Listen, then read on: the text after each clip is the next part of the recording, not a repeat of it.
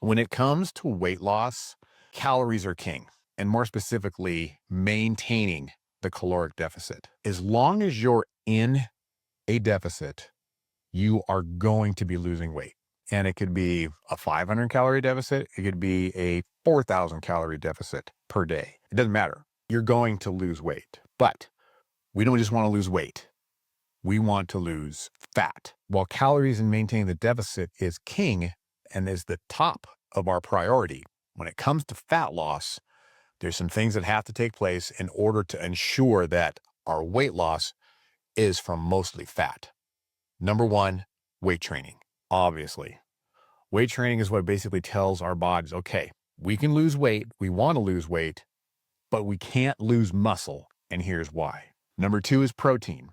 Muscle is basically protein. It's amino acids all packed together into a solid form. We see it as either a steak, a chicken's muscle, whey protein, etc. Protein has to be up there in order to, again, spare muscle. Weight training is to spare muscle. Eating protein is to spare muscle. Thirdly, we want to eat the most amount of food that we can eat while still losing weight. So if we're going to program for, say, 1 pound a week of weight loss, we want a 3,500 calorie deficit per week, not 3,500 plus cardio.